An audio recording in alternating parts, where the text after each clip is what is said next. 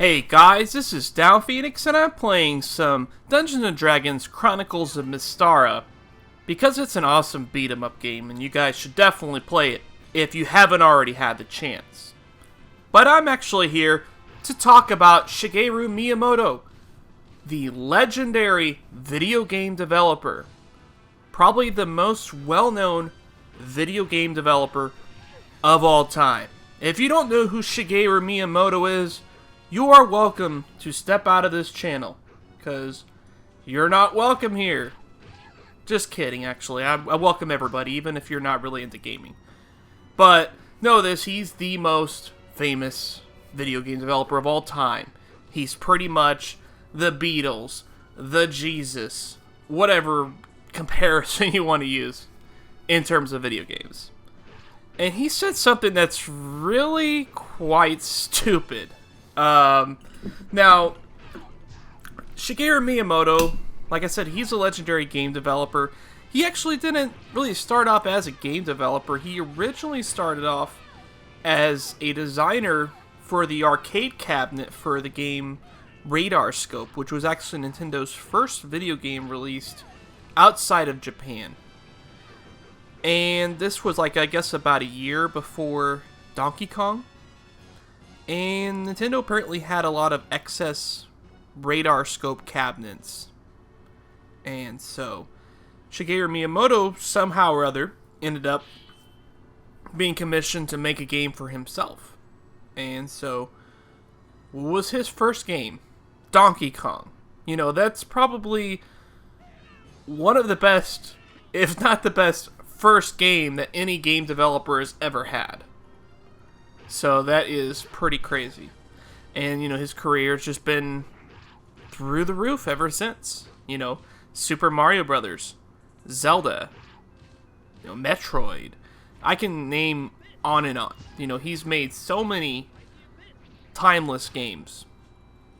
But, you know, as an old Nintendo fan from long ago, pretty much ever since I first picked up a controller, well, I mean, I gamed before on the joystick with the Atari 2600, so I don't really count that as a controller. But, yeah, ever since I picked up my first Nintendo controller, Nintendo fan. You know, this was back in the mid to late 80s, I guess, whenever we first got our Nintendo Entertainment System. I don't remember exactly when. Yeah, he's been responsible for a lot of the great games that we've seen throughout these years. But if you ask me, he's really became out of touch. And this comment just really cements it for me. It really seals the deal. And confirms that I am, you know, at least partially right on this. This was a thing that I saw on NeoGAF. I guess it was actually originally sourced through a site called SankakuComplex.com. I guess they did an interview with Shigeru Miyamoto, and he said something to the likes of, "I've been making action games for some 30 years, and I've been thinking about the difference evident in how their popularity has been gradually declining in Japan, whilst America it has been maintained. The issue is that Japanese who cannot overcome the level of difficulty in an action game no longer want to play them. This perception then spreads to all games as a whole, and people avoid them because they see them as difficult. In the case of America, there are a lot more people who enjoy a challenge and will stick with it for you and try to overcome the initial hurdle. Yes, it's action games which really demand a certain level of skill. Right, some players are just enjoying playing. Some prefer to finish it, and some prefer greater challenge. People looking for challenge will dismiss an easily cleared game as easy. But by making things too difficult, the people who just want to play get driven off. I always wanted to accommodate both types." Okay, so he pretty much said the PR fancy response of it. He's basically saying Japanese gamers hate difficult video games because they can't beat them. Japanese gamers hate difficult video games, okay? This is the country that brought us the Grindfest RPG, the bullet hell shmup. Yeah, I'm sure they really hate difficult games that they cannot overcome. Now, bear in mind, Shigeru Miyamoto of 30 years ago is a different person from how he is now. The Shigeru Miyamoto that made the games like Donkey Kong, Mario, Zelda, Metroid is no longer the same person. You know, he's went through all kinds of things through his life that have changed his philosophy on how he sees things. Because he used to make these difficult games that people would stop playing, except they didn't, okay? You know, we got like the, original Super Mario Bros. Game, for instance. You'd have a hard case to sell if you were to tell me that, other than, I guess, The Lost Worlds, that there's been a Mario game more difficult than that.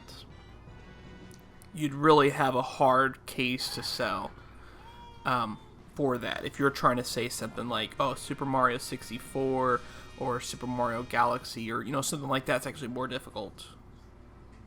Yeah, it's... Or Legend of Zelda. Oh, that's an excellent point there. Zelda franchise has been casualized so much compared to the way it used to be. You used to have to find dungeons. Like, you actually had to search for them. You actually had puzzles and things like that you had to do. And now the games love to outline everything for you, tell you where to go, Yeah. So, actually, part of the problem is, well, there's a couple of things, okay? Because gaming wasn't nearly as big 30 years ago as it is now. The cost of development were a lot less, too. So, generally, only the dedicated players were the ones that really stuck with it. Nowadays, that's not really the case. There's so many games out there that, a casual Joe can just pick up on, not really be, particularly skilled or anything like that. That's fine. That is fine. But it is really laughable when he says that he wants to accommodate both types. When was the last difficult game that Shigeru Miyamoto made? Other than maybe Wii Fit for someone that's really fat. Okay? We can't really count that. Yeah, other than that, there hasn't been a damn thing. He is part of the problem that he's complaining about. It's not like the Japanese public all of a sudden is like, yeah, fuck these hard games. We just want to play easy games now. We don't want any challenge. We don't want any risk reward in our game. We just want everything handed to us, just like watching a movie. As opposed to having to use our imagination and use our brain like, say, reading a book. That's how a hard video game is. A hard video game is like, reading a book, because you really have to focus. You have to use your brain in order to be able to, progress. Yeah, so, I mean, that's really, well, I guess with a book, you can progress no matter what. You could just turn the pages over and over. But, I mean, I guess to really get an understanding of what you're reading, And for a hard game, to surpass it would more or less to determine that you do understand that game because you were able to get past it. So, a lot of comments have been said by various Japanese gamers here. And, someone said, sarcastically, yes, it's all the fault of the Japanese. And someone else said, the reason they declined was because of idiots like this blaming everything on their customers. Ding, ding, ding. I love that one. Nintendo, the reason you decline is because of your endless remakes. That's all. Certainly you need perseverance to play on the Wii U. Holding that horribly heavy pad was just too much for me. Okay, come on. That gamepad is not heavy. It's big, but it's not heavy. Different thing altogether. It probably weighs about the same as a 360 controller with the battery pack in it. Maybe a little bit more. And, it's a lot bigger controller, so technically, even though it might be heavier, it's better balanced. But, that's... I get what they're saying, pretty much. They're saying that, more or less, the Wii U, yada yada. It's not exactly like Nintendo's really selling this thing to us hardcore. The gaming audience has aged and no longer has the time for the hassle of difficult action games. Ding, ding, ding. That's another one that is a really good point. Because, someone like myself, for instance, as a kid, I was able to beat games like Mega Man 2, Mega Man 3, The Legend of Zelda. I was able to beat games like that. As an adult, it's a challenge to beat games like that now. And there's a lot of reasons for that. For one, I could play so many other games out. There's just so many choices now. As a kid, I didn't have that because there was no downloadable games. There was no internet. There was no strategy guides or cheat codes or anything like that. Well, I guess there was that stuff, but you had to buy a game magazine every month, and so you had to wait every month for new stuff, and they didn't give you the tips or whatever in the game you're playing. Well, that you're still left to figure that out on your own. Plus, we were kids. We had a lot more free time. That is certainly a very good point. We had more time. We also had less available games. So we would spend more time with the games that we did have access to. Which means that we learned more about these games. We played these games more. We practiced them more. We got better at them. Okay? So those are the two main things. The availability of the availability of games and the availability of time. That determines just how much someone's going to be willing to invest into this. And that's something Nintendo really does not understand, or Shigeru Miyamoto doesn't at least. I mean, yes, he is the same guy that brought us Donkey Kong, Mario, and Zelda. He's also the same guy that brought us Wii Music, Wii Fit, and Steel Diver. So, just remember that, folks. Just remember that. Let's not give praise to him because he's no longer deserving of it. If this was Shigeru Miyamoto of 1993, or so, yeah, still fantastic. Maybe even 2003, because he recently gave us games like Pikmin at that time. But, yeah.